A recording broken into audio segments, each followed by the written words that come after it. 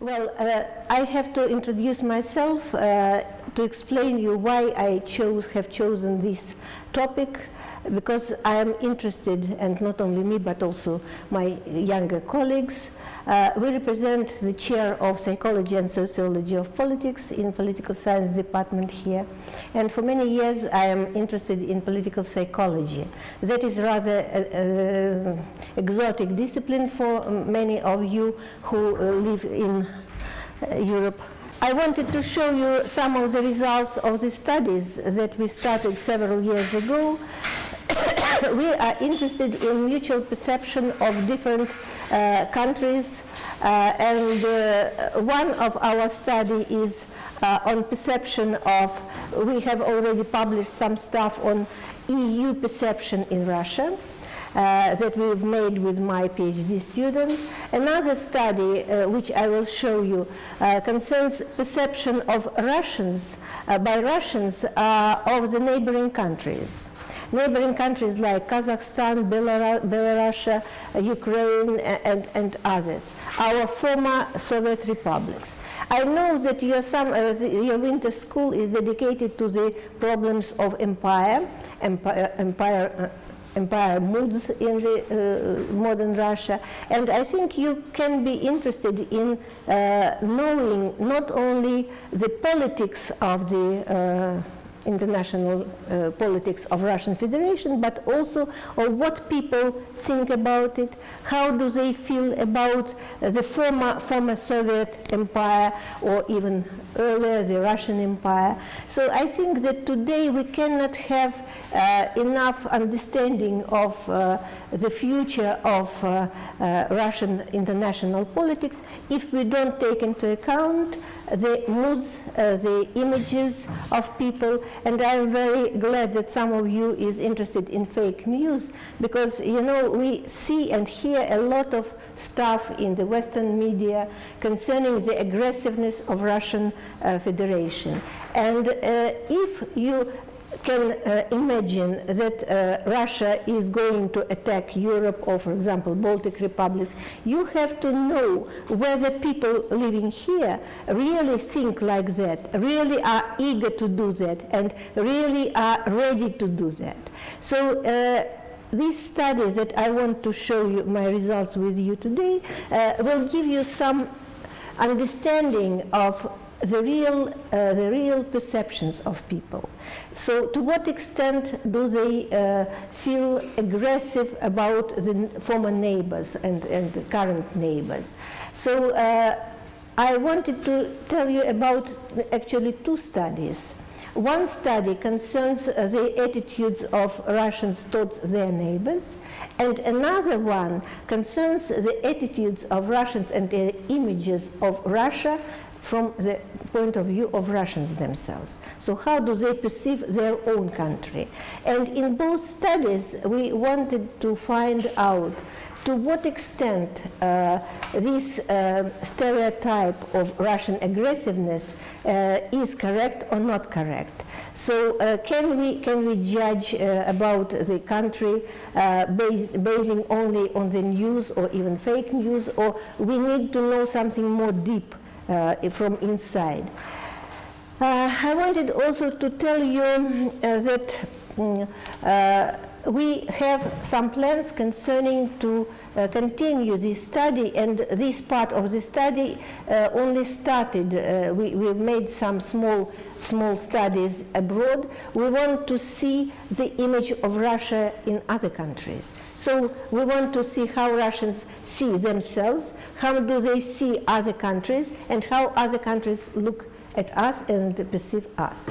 So when I gave you these questionnaires, I also wanted to get some results. Are all of you Germans, or you come? No, you study in Brussels, but you are German.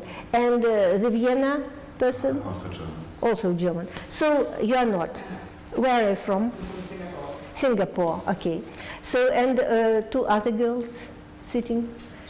Germany. You're both German. So we have only one non-German, so I will say that it's okay. We also want to know what Singapore person thinks about Russia. So we will start from the small test. Because I am a political psychologist, we use not only standard sociological surveys, that is one of the questionnaires that every sociologist can do, but we do it in a different way. You can see that there are a lot of open-ended questions there. Why sociologists don't like them, I can explain. It's very expensive to do studies like that, because to deal with open-ended questions means that you have to think how to operate with the data afterwards.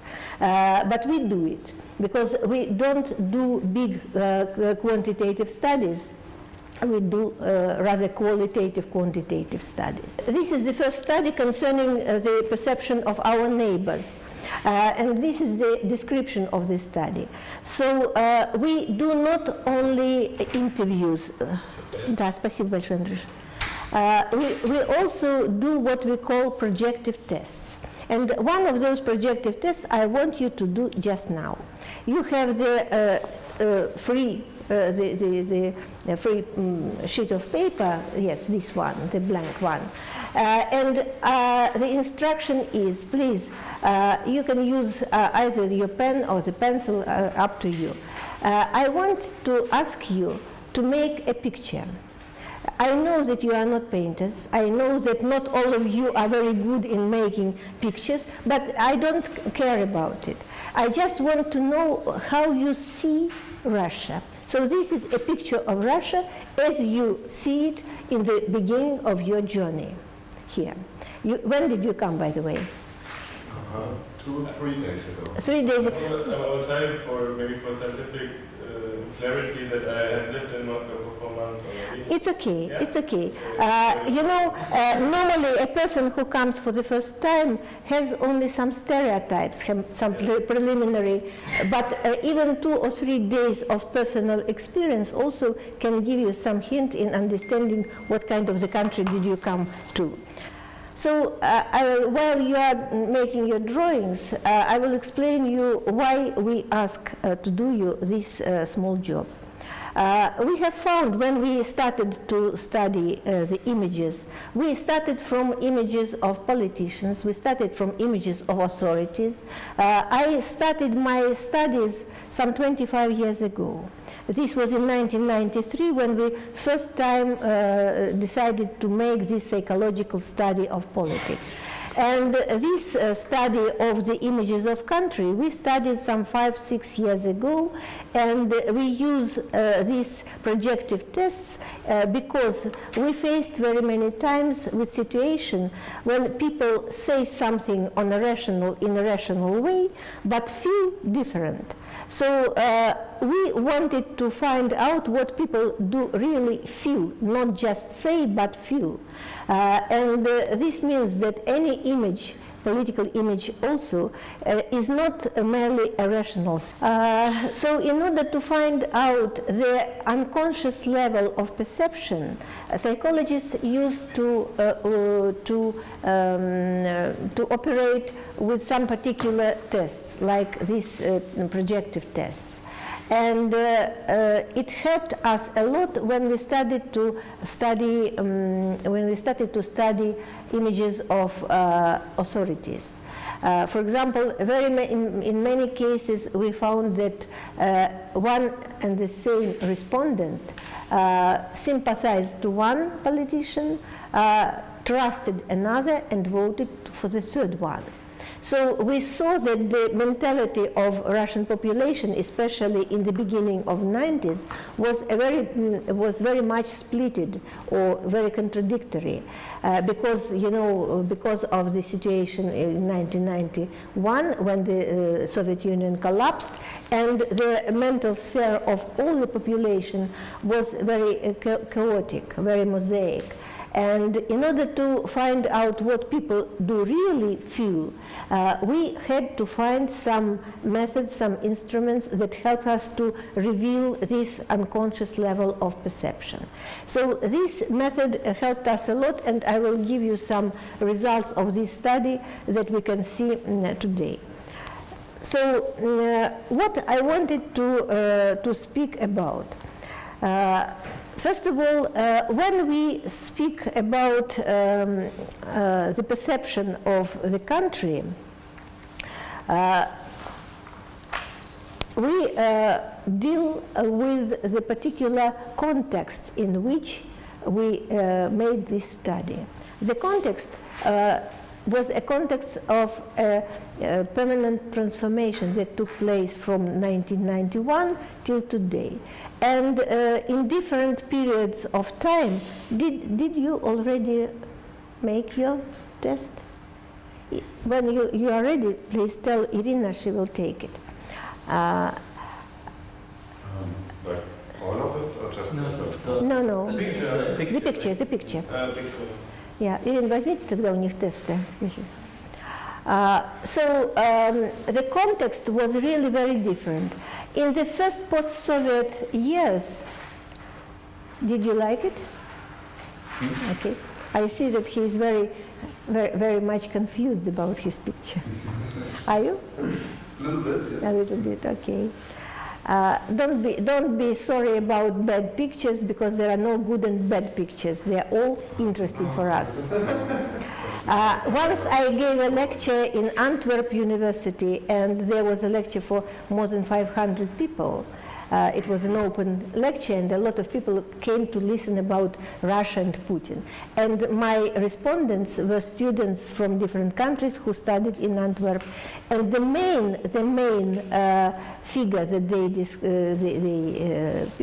draw was a figure of matryoshka and a bottle of vodka. And in one picture, I saw an awful temperature, -20. And the respondents have written brrr, it's called, and a bottle of vodka. So what we see in the majority of tests is not, of course, feelings, but stereotypes. You know what stereotype is. It's something that we do not invent ourselves, but we pick up from the media, from our friends, and so on. So it's not our product. It's the product of the environment. But still, it's interesting that the different people abroad see Russia in a different way.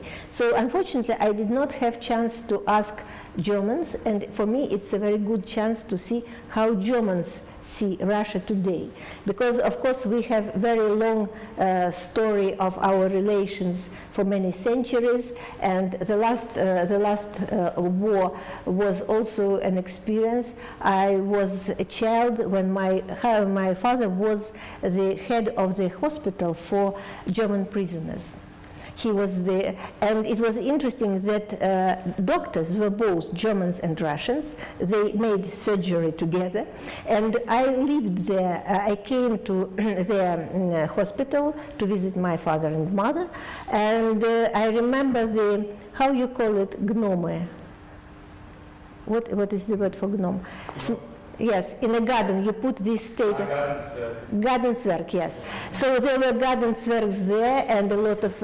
So I even have some personal memoir about these soldiers, former soldiers who were in the hospital, and they were very friendly. Some of them even gave me some gifts that they asked their relatives to bring by mail, and so on. So in our country, there is no one family, as well as in yours, who do not have family history connected with the Second World War.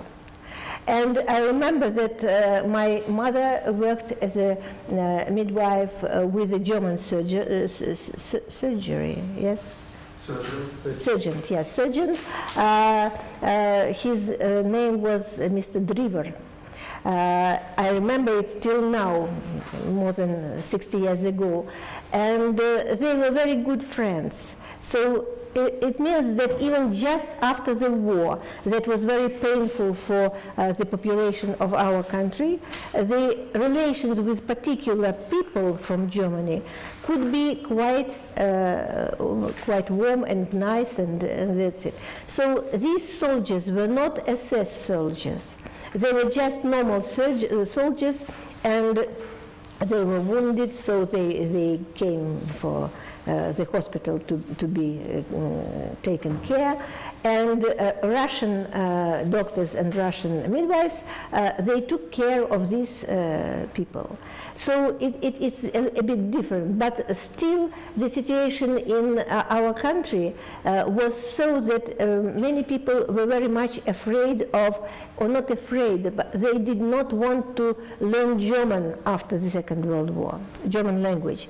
So many people did not want to learn German because they were still having very painful memories.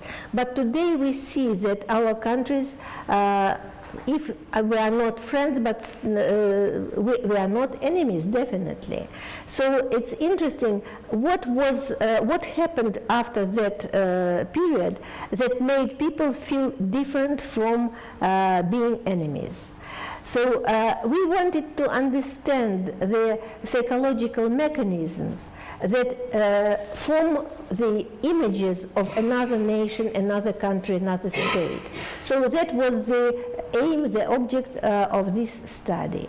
And I started from 1991 because at the moment people who lived in the big country that used to feel themselves proud of this country, they have lost it. So I remember many friends of mine, many people who lived close to me, who were very much frustrated because they have lost not only their country but also their job. They lost all their money in a moment. It was 1991. The collapse of the Soviet Union was a very painful thing, not only because of the material losses, but because people felt themselves disoriented.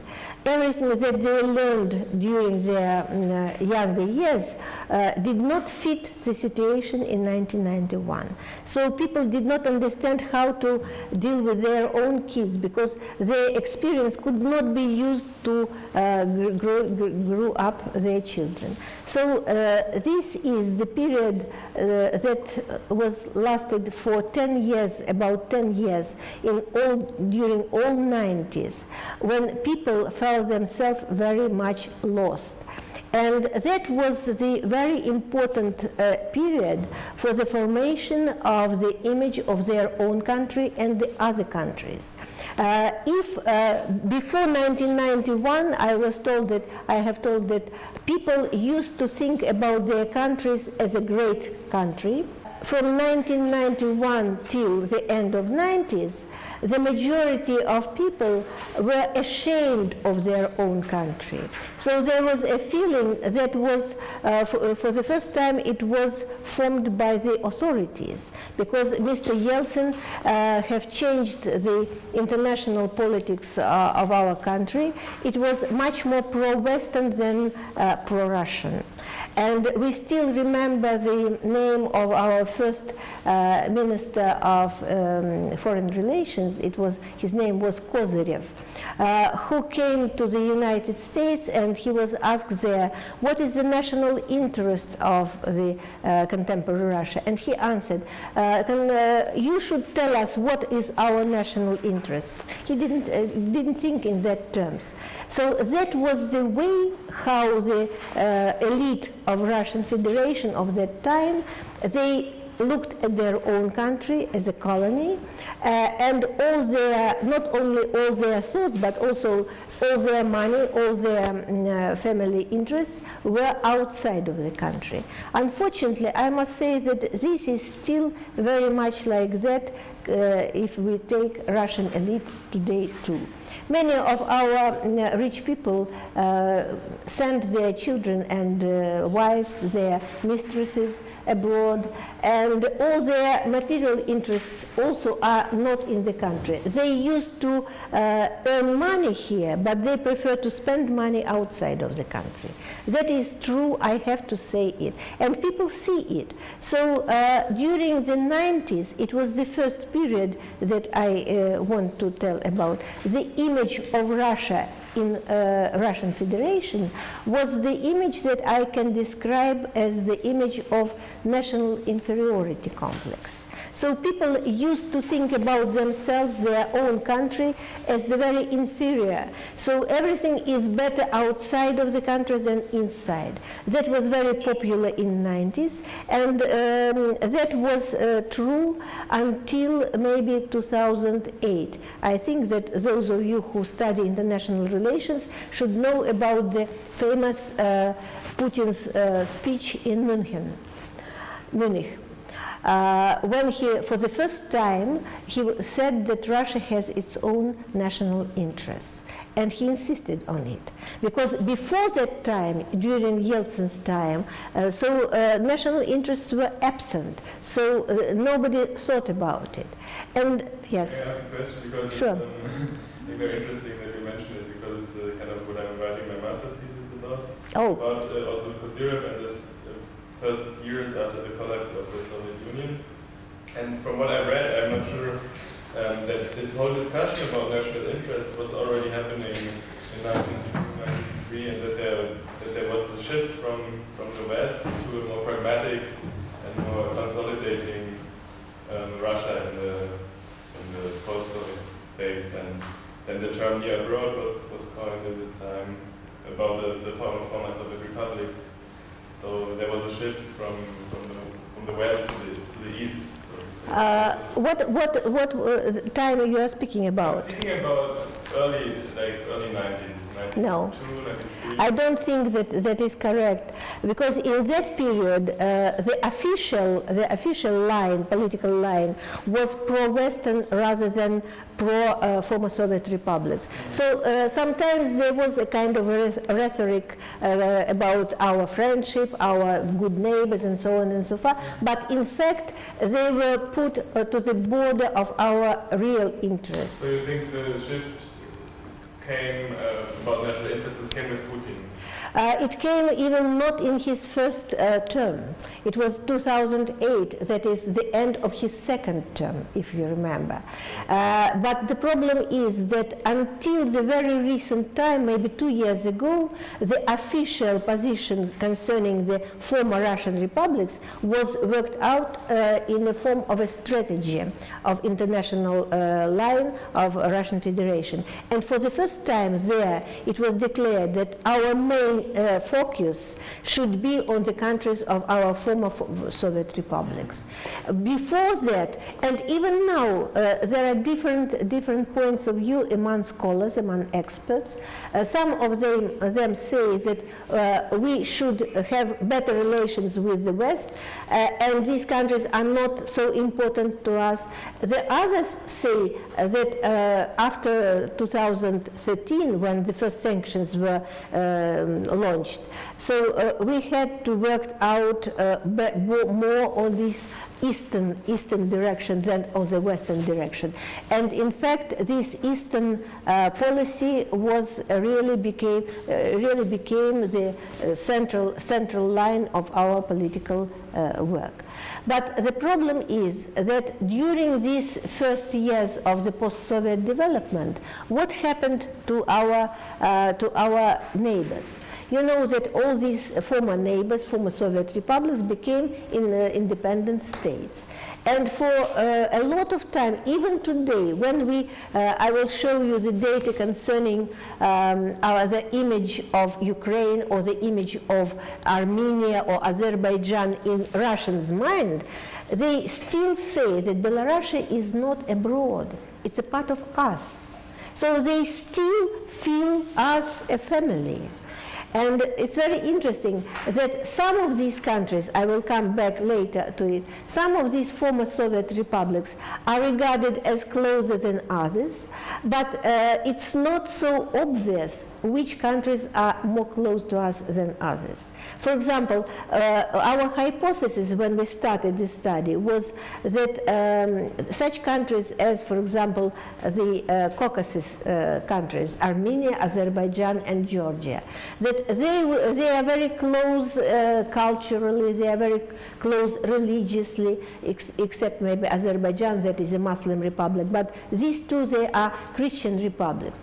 And we found out that the most friendly and the most close relations still are with the Slavic republics, people with Slavic population, that are Ukraine and Belarus.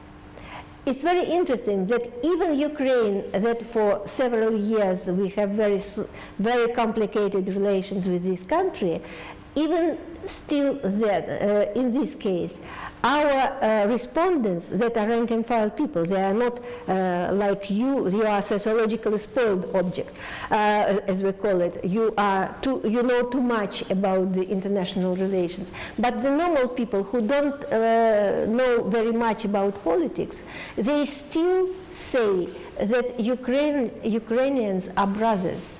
And though they feel that possibly there will be worse relations in future, but they wish the best to Ukrainian citizens. It's very interesting that in spite of all the rather nasty propaganda in our media, a lot of scandals and things like that, and very bad images of Ukrainian politicians, still Ukrainian citizens are regarded as best friends.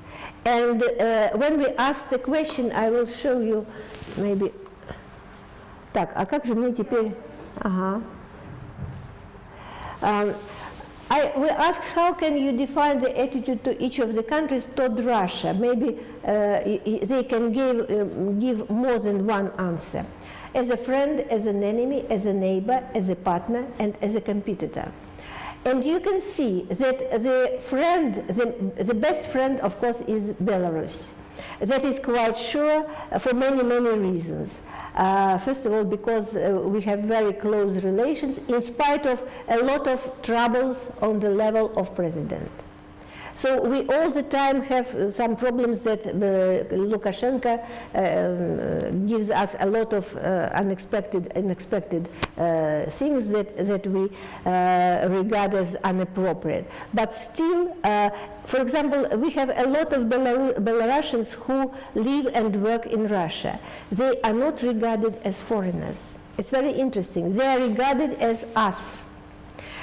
Because of the Slavonic origin, because of the close language, because of the very close interrelations, even family relations, we still have with them. But it's interesting that the enemy, only Ukraine, and it's not very much, only the third part of our respondents, our sample, mentioned that they can regard Ukraine as an enemy. It's not that much if you take into account the TV news every day. Every day we have talk shows that condemn Ukraine in all the things, and only 34% of them say that they regard Ukraine as a state, as an enemy. Neighbor, you can see that Georgia is regarded as the neighbor most of other countries. It's very interesting. We asked why neighbor, and we got a very interesting answer. You never know what the neighbor will do next moment. So it's someone who you can live with very closely, but you never know what to expect from him.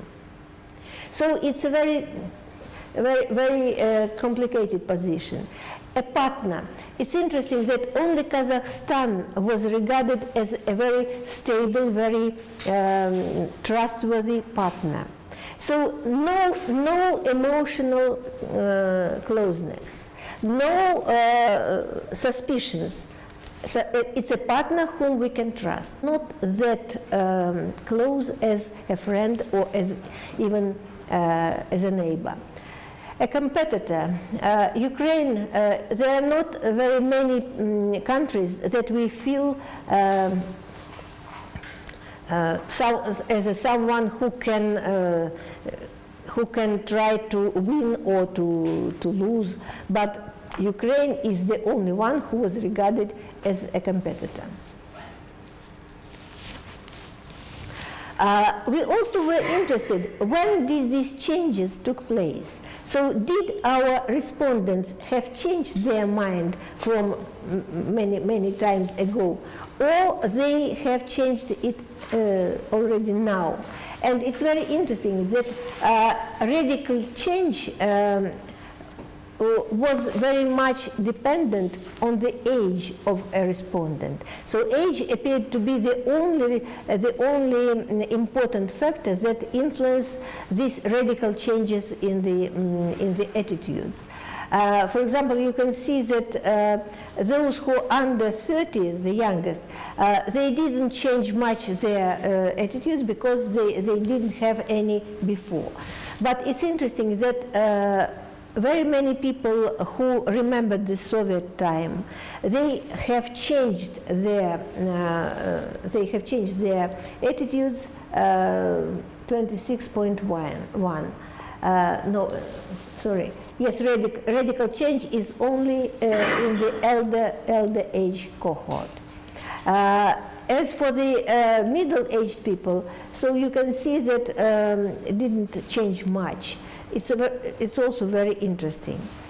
The next stage of this transformation of our attitude towards other countries that are close to us took place from maybe from 2008 to 2014.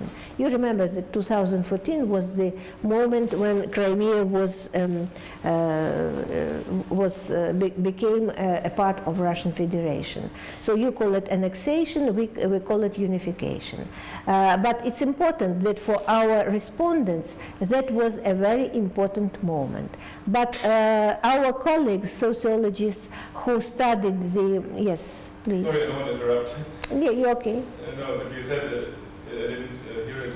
You said, we call it annexation, you call it unification. Or, yes. So in Russian political science, the word unification is... We don't use the word annexation because it has a very negative... No, because I know in German it's a very complicated issue because I would personally say it's not the classical form of annexation, but in German media you always see without any discussion it's annexation. I know. Whereas in Russia I just wanted to know that... We don't use this word at all because, you know, there was the unanimous desire of the people, so you can't annexate someone who wants it. Yeah, I don't even want to get into the discussion. I speak about terms, not about... Yes. I mean, it's difficult, but I just... But anyway, the moment 2014, actually it started in 2013 even.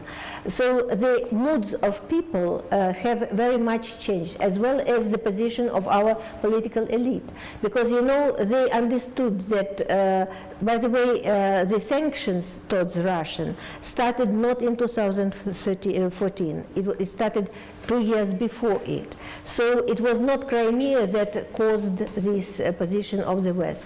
And finally, many of those who make our political line, they understood. Are you okay? Cold? It's open, so I like it a little bit open because it looks very open. If you want, we can open the door. Shall I open the door? Okay? Because, you know, many of our political elite, I mean those people who make international relations, they understood that they have to change their line towards the former republics. And these pro-Western politics changed into more pro-Eastern politics. And of course, the population also have changed their attitude towards the neighbors.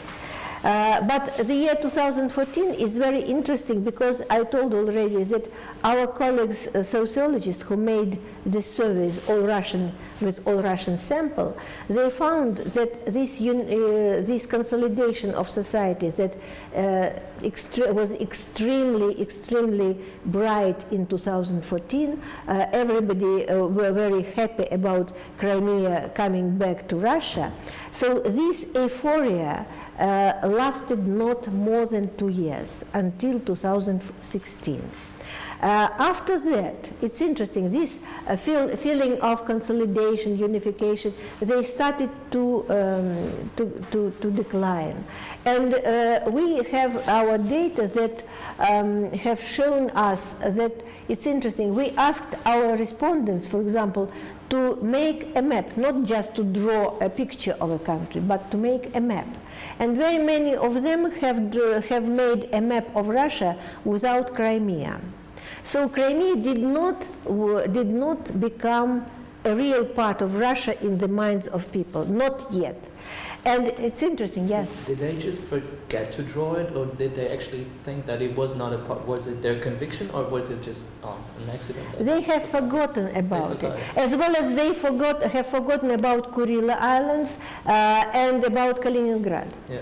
Very often they draw a map of Russia without these parts. But some of them tried to unify Alaska with Russia. And it's very interesting that many of those who did it lived not in the Far East, but they live in the core regions of Russia. For example, in Kursk or in Smolensk. It's very interesting. For them, Alaska is very, very far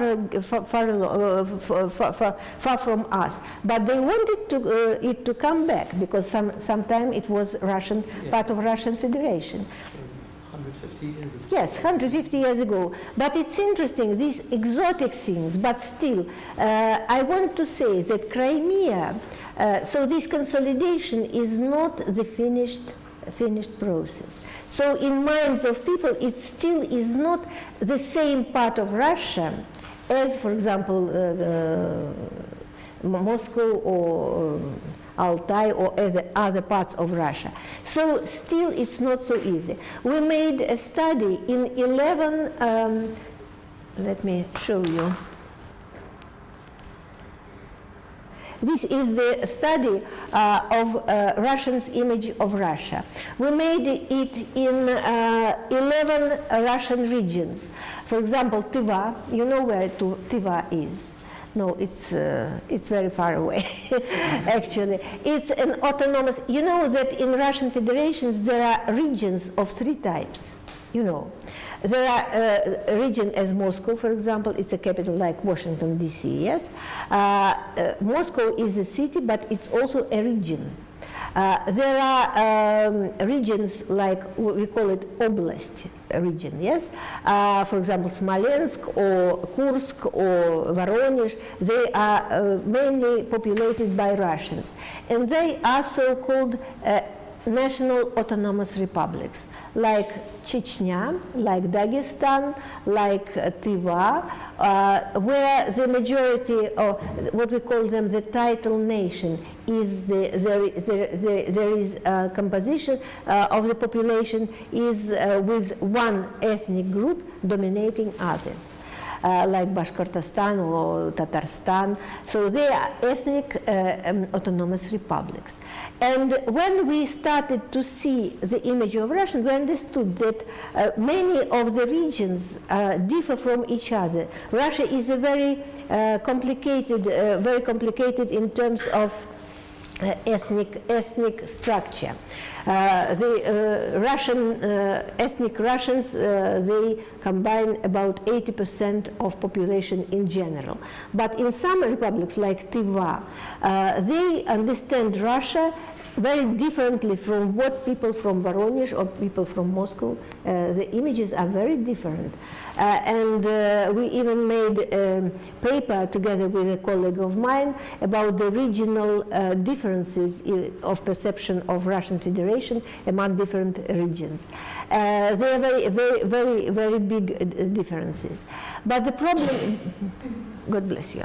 The problem is that this image of Russia gives us an understanding of the level of identification, national state identification of the country. And we understood that for 25 years of post-Soviet development, this process of new identity is not finished yet. So people still do not know who they are. So we asked them, what is important for you? And they, for example, we asked them to speak about the good and bad sides of Russia. And you can see what are the strong and weak sides that they named. You can see that the state as a strong side is rather weak than rather strong. But natural resources are definitely a strong side. But industry, economics, and finance are very, very weak.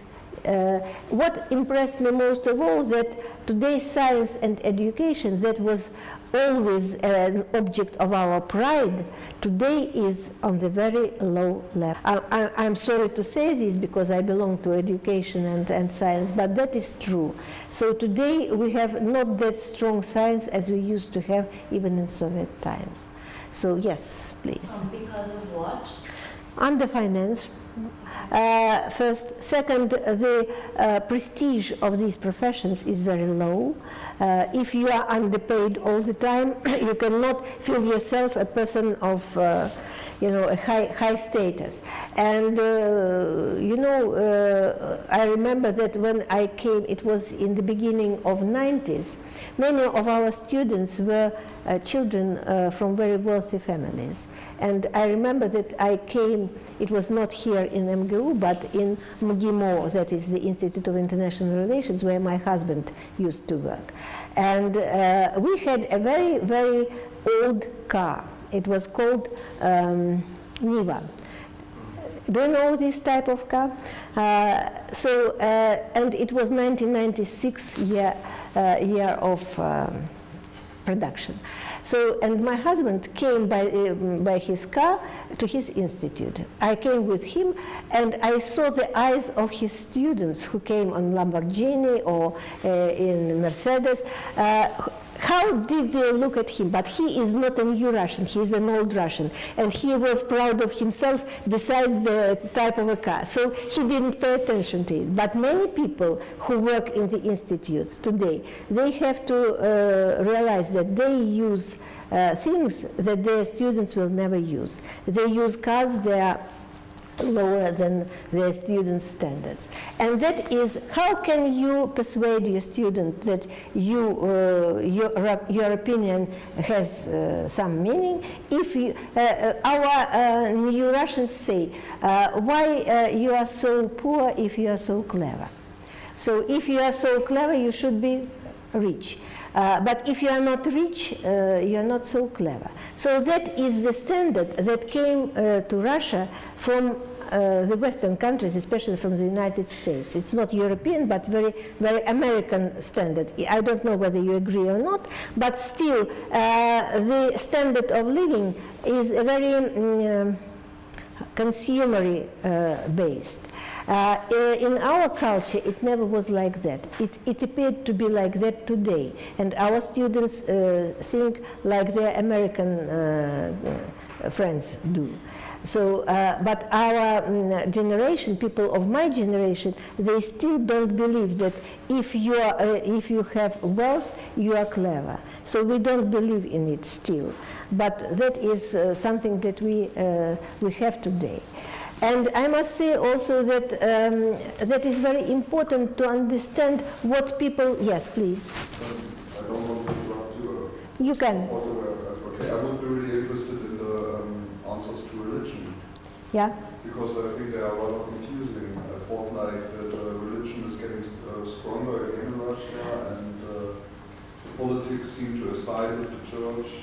You know, that is the opinion of rank and file people, not of the authorities, not of the well-educated people, and not people from some particular social strata. That is by the way, this study absolutely correctly it was supported by the data of sociologists from all Russian sample. So today, religion is not regarded by majority of people as our strong side. So they say, many of people say that today many clergymen are wealthy people. They say so. It doesn't mean that it is true, but they think like that. So this is the result of their of propaganda, maybe. Yeah, but how do you interpret it? I interpret it in only one way. You know that in my view, religion is the only factor that can consolidate people today in the country. It's my view, but the view of the majority of people differs from my view. So I want to say that that is the rank and file people who find that our religion is not a strong side. They want maybe it to be stronger, but it's not like that, unfortunately. And you must remember that we have not only one religion, it's not only Russian Orthodox Church, but it also the Muslim religion. And by the way, if you come to Kazan, for example, the capital of Tatarstan, you will see that the majority of people will have very different point of view from what you see here in this. Because they are very strongly dedicated to their religion. They are much stronger believers than, for example, here in Moscow. Just to understand, I was thinking like, okay, if you say religion is the weak side of my country, maybe you wish that it would be stronger, like in economics. If you say it's a weak side, maybe you should develop it in. Sure. But it could also mean, like, if you say religion is a weak side, if you say, okay, our religion is not modern, and people are believe too strongly in it. So I think it's hard to... I don't think that they are strong believers. I think that they feel it as a weak side because it doesn't help them enough. That is the way how they regard religion. So there was a religious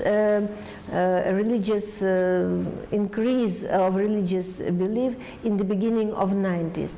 But people lived so badly that they regarded that religion didn't help them to live better.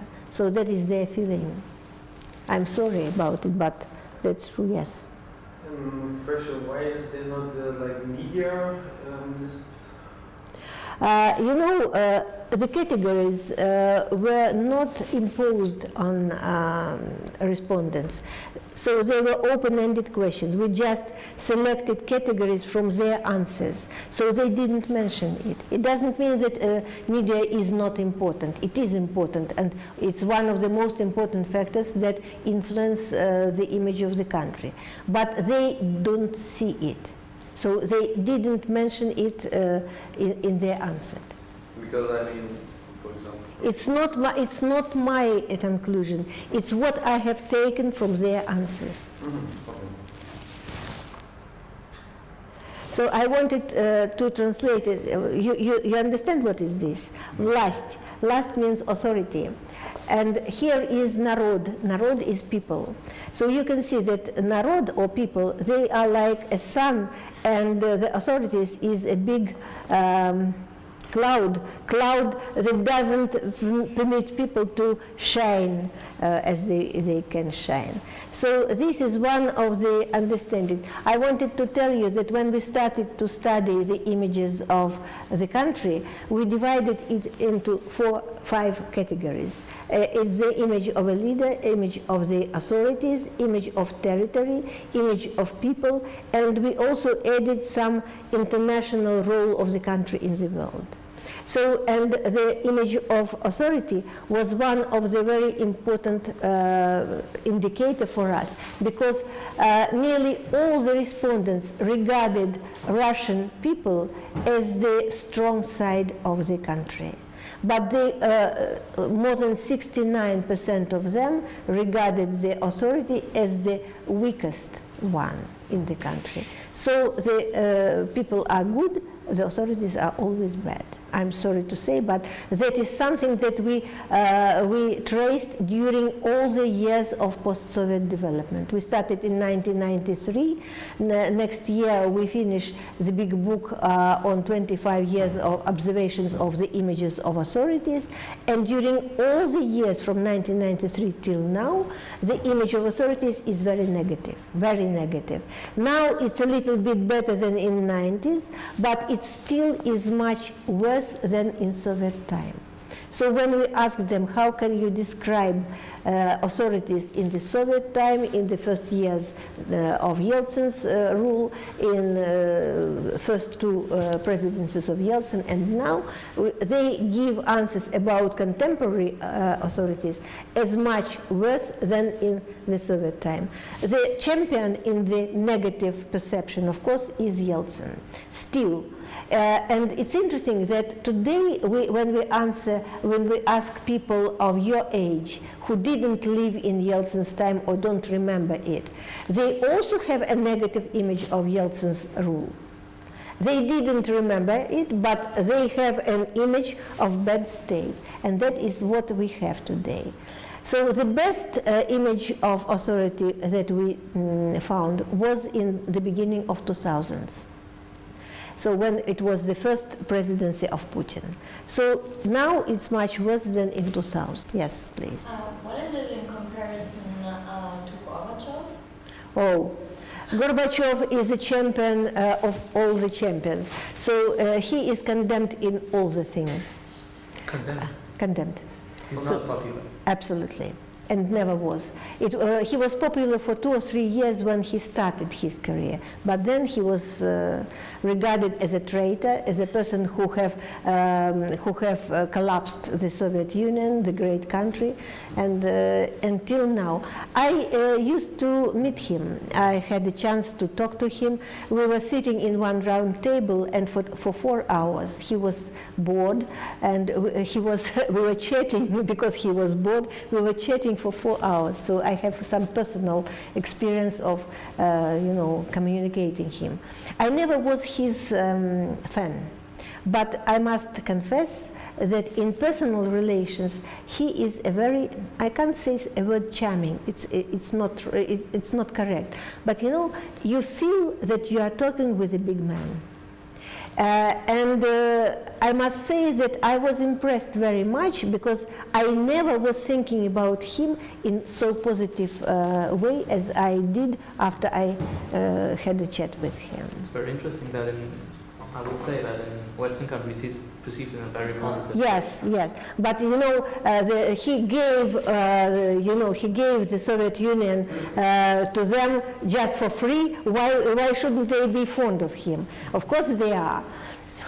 So, but people who lived here and who have lost everything, including their country, they didn't feel so happy about it. You must understand it. I live not far from here, and I remember 1991. I started my day from looking to the other side of the street. If there is a queue there, then there is bread and milk that are in the shop. If there is no queue, no milk, no bread. So that is what I remember about the Gorbachev time.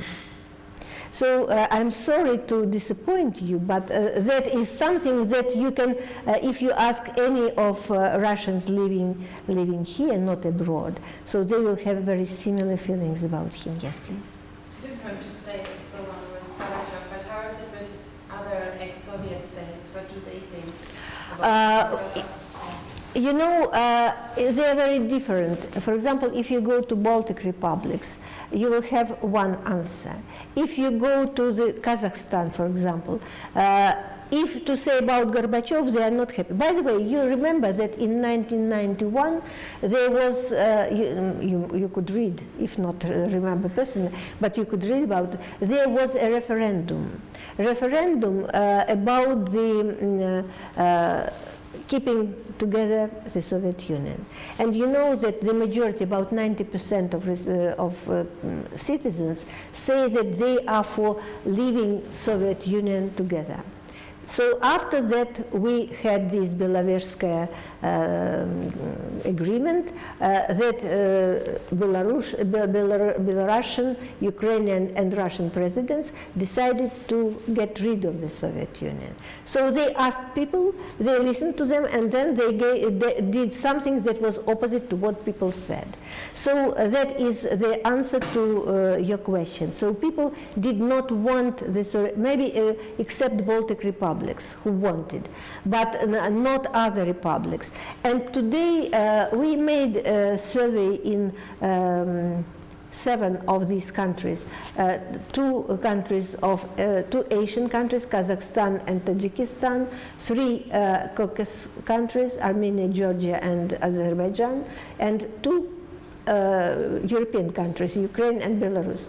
And when we asked about the events of 1991, they all were unanimous. They didn't want the country to split.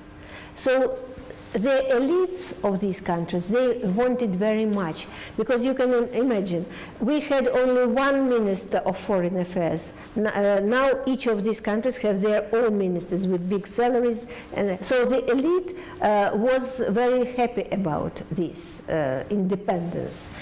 Because of course there is no independence in real sense of the word for any of these republics, because they are either in the sphere of interests of China or the United States or Russia.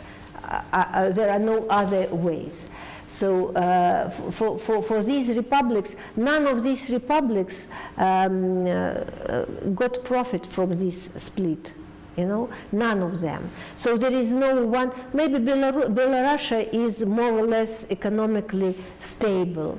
Kazakhstan is not bad. Of course, Turkmenistan has its petrol and it's pretty rich. But if you compare with their wealth during the Soviet period, all of them declined substantially. I'm not speaking about Russia, that is uncomparable. You know, if you ask any person of my age who remember the Soviet time, of course, what people will remind, they will say that they had free education, that had free and very good level of health care. They had the stable salaries, not very high, but there was no such difference between the rich and the poor as we have now. I don't know what is our place in this economic indicator, the difference between the highest and the lowest salaries, but I'm afraid that we are one of the broadest, we have one of the broadest gap between them. And that is not good for, it's not healthy. Economically, psychologically, morally, it's not healthy. So that is the result of this split, and that is the answer to your other question about Gorbachev. So he is regarded, as well as Yeltsin, as two people who are blamed in these events. So, and that is true. That is true. They made a lot of efforts to get this result. Gorbachev never admits that he was wrong. He always said, but he had no plans, he had no strategy. So what happened, it was not his intention, but he didn't do anything to stop it.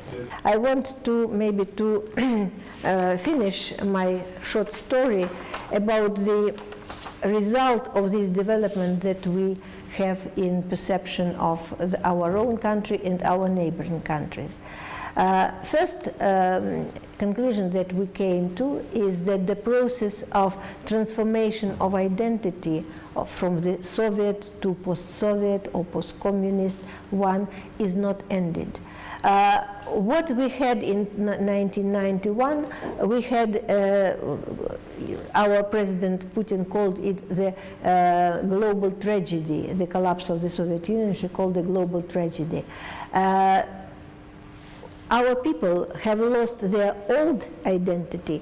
Until now, they do not reach the new identity, national identity in our country. It means that today people feel disoriented. They have very big problems in adjusting themselves to a new situation, both in psychological, moral, economic terms, but they do not feel themselves in their own place. After 2014, there was a new phenomenon that we saw, the coming back to the understanding what we are. So that it was a very important point in our history, in our recent history, when people started to come from inferiority complex to the understanding that they belong to the great power, and they feel proud, not shame from their own country. And this was the start for consolidation process. But this process also is very contradictory, and we can't say that it got a high level. Second, the image of our own country today is image that has both pluses and minuses, strong and weak sides. I have already shown some of these weak and strong sides. But altogether, people see that what is the most important parts of this image is the not territorial ones. I didn't give you the data, but they are very interesting data that we got in our study. We asked people, how can you describe in which boundaries Russia lives today? So we divided all the answers into 3 types. Minimalists, maximalists, and realists, I will say so.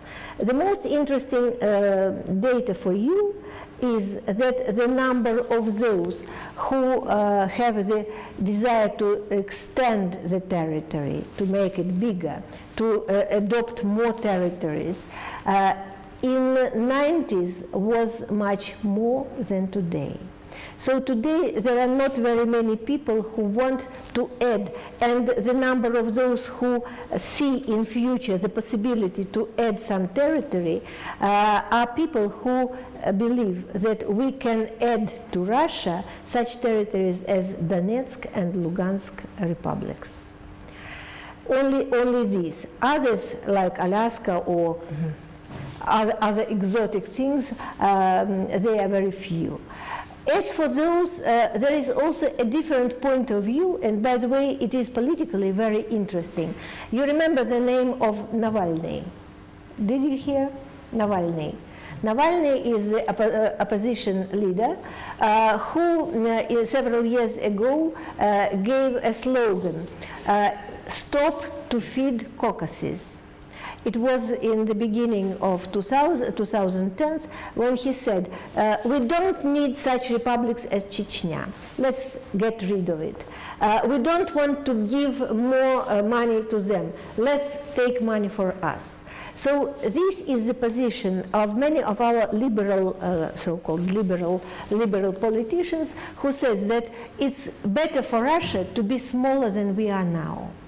Let's give Kurila Island to Japan, let's give Kaliningrad to Germany, let's give Chechnya to themselves, and let's have Russia in boundaries of Moscow and Moscow region.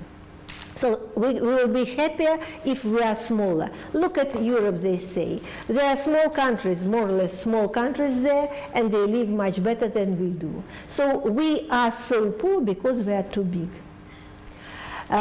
So this is the position that is not so rare among the intellectuals. You can face it if you meet some of these people, but the majority of our respondents do not agree with this position. So there are about 7.8% of those who have this opinion.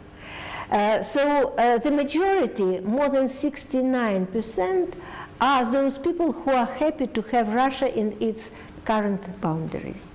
And they say it's that we are in our own boundaries. We already have lost a very big part of our former territory, empire, as you can call it. But now we should not do anything in order to get rid of other parts of the Russian Federation. So let's stay in these boundaries. And it's interesting that when we ask them about the future, do you foresee the possibility to extend territory or to diminish territory? The majority say no, we will stay in the current territory. So it's interesting if you ask a question about the desire of Russian population to attack Europe or to attack Baltic republics, to keep them with us. So today the majority of population are very far from such attitudes. I must say that the majority of our respondents feel quite happy about having as much. If you go by plane from Europe to the Far East and go at night, I once went to China in a night flight. I was shocked when you go over Siberia and the Far East, you see that everything is black. There are very few lights there. So the territory is underpopulated. And that is our main problem, to do something with the territory we have, not to extend it more. We don't need it anyway. So that is my main results, and I must say that the last point that I wanted to tell you is the thing that struggled me most of all. People, when we ask them about the future of the country, they are uncertain about it. They foresee many troubles, many contradictions, but when we ask them about their own future, they're quite optimistic. It's very strange, but you know, the optimism of our population is something that struggles me most of all. So they feel that everything will be fine. I don't know why are they so optimistic. I am not, but that is the fact that I have to give you as a scholar, as an academic. So I will finish here, and if you have.